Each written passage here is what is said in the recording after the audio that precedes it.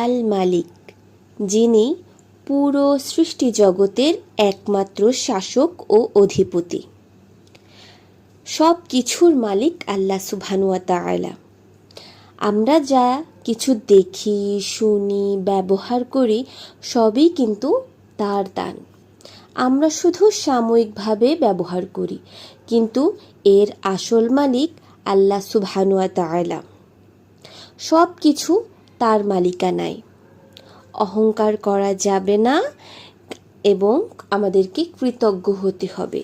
আমরা আমাদের কাছে থাকা টাকা পয়সা, বাড়ি গাড়ি আমরা মনে করি এগুলো আমাদের, কিন্তু এগুলো যদি আমাদেরকে আল্লাহ সুবহানাহু ওয়া তাআলা দান না করতেন তাহলে আমরা কি পেতাম না।